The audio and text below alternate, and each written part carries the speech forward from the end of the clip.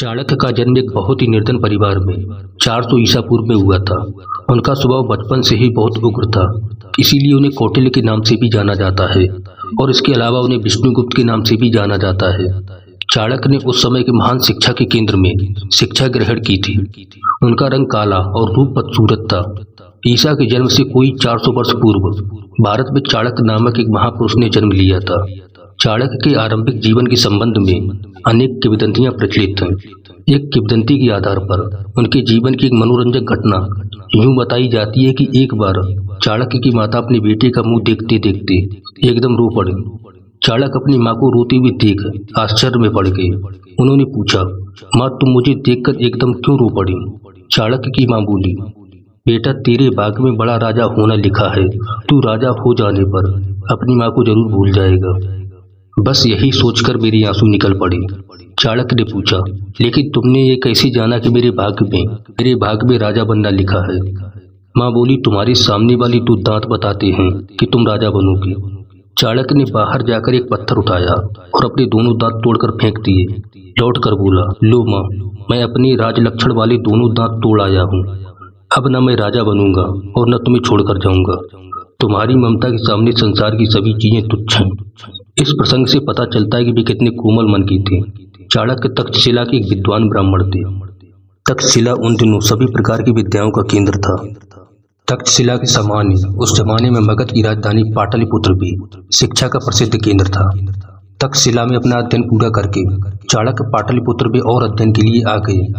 उस समय मगध के सिंहासन पर घनानंद नामक राजा बैठा था। घनानंद जाति का शूद्र था। वह बड़ा लालची व क्रूर था और उसने प्रजा पर बहुत ज्यादा कर लगाकर अपने खजाने में बड़ा धन इकट्ठा कर लिया था। किंतु जिस समय चाणक्य पाटलिपुत्र पहुंचे उस समय तक घनानंद के स्वभाव में बड़ा अंतर आ चुका था।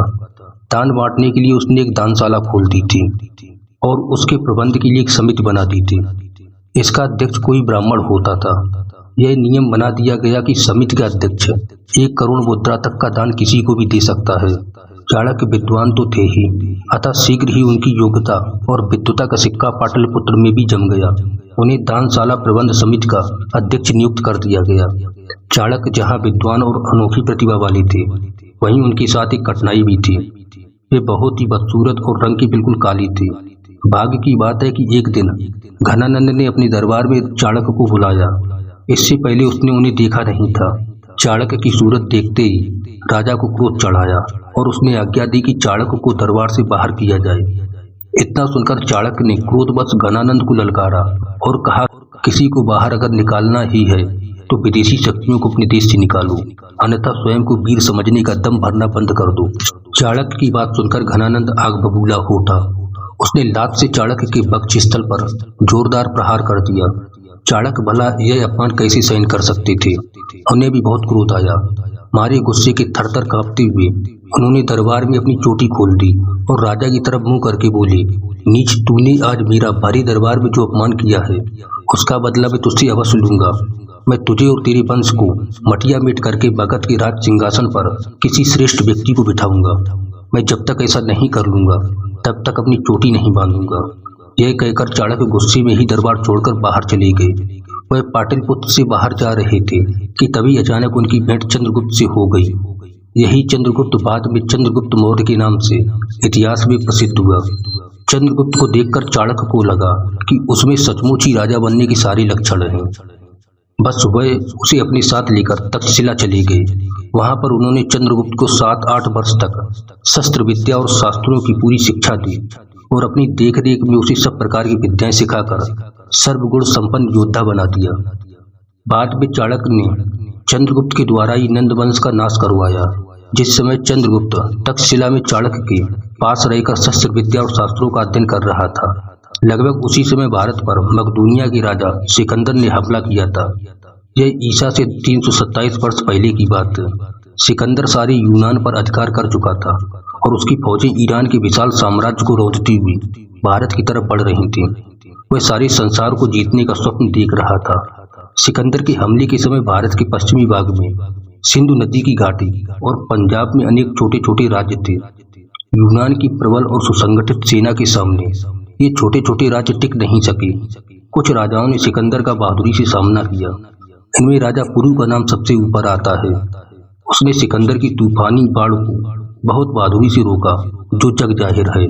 यह कहानी भारत की ही नहीं बल्कि विश्व के इतिहास में सदैव याद रखी जाने वाली घटना है। दूसरे राजाओं की तरह पुरु भी युद्ध में पराजित हुआ, लेकिन सिकंदर और उसकी यूनानी फौज को मालूम हो गया कि भारतीयों से टकराना चट्टान के ऊपर सिर मारना है।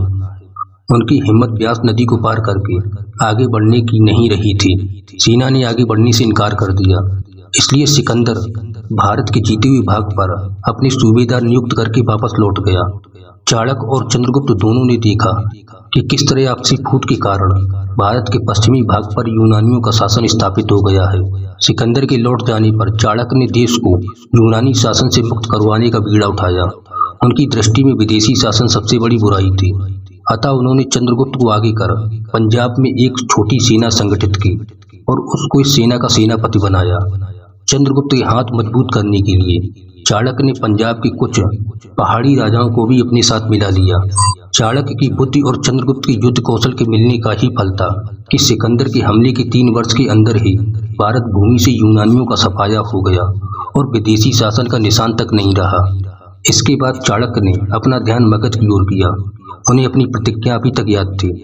वे नंद वंश का नाश करके चंद्रगुप्त को गद्दी पर बिठाने की योजना बनाने लग गए। चाणक्य ने अपनी कूटनीति द्वारा राजा नंद के विरुद्ध एक षड्यंत्र रचा और अपनी बल बुद्धि से उन्होंने इस षड्यंत्र को सफल बनाया। कूटनीति के सभी दांव लगाकर उन्होंने अंत में नंद वंश का विनाश करने की अपनी प्रतिज्ञा पूर्ण की। उन्होंने चंद्रगुप्त को न केवल मगध के सिंहासन पर ही बिठाया, बल्कि बाद में मगध के साम्राज्य को फैलाने में भी उनकी बराबर सहायता की। चाणक्य निसंदेह त्यागी थे। उन्होंने कभी भी महलों में रहना स्वीकार नहीं किया। चंद्रगुप्त जैसे महाप्रतापी सम्राट के प्रधानमंत्री होकर भी वे कुटिया में ही रहते थे, सादा खाना खाते थे और सादा वस्त्र पहनते थे। सारे साम्राज्य पर उनका हुक्म चलता था। चंद्रगुप्त स्वयं उनके सामने सिर झुकाकर खड़ा होता था। चाणक्य के समय भारत में 2 प्रकार की राज्य प्रणालियां थीं, राजतंत्र और गणतंत्र। उस समय भारत में जो गणतंत्र थे उनका राजकाल आजकल के गणतंत्रों की तरह प्रजा के चुने हुए प्रतिनिधियों द्वारा नहीं होता था। वह तो एक विशेष वंश में उत्पन्न लोगों के प्रतिनिधियों का तंत्र था। चाणक्य की राय में इन छोटे छोटे गणतंत्रों की तुलना में राजतंत्र यानी राजा का शासन कहीं अधिक श्रेयस्कर था।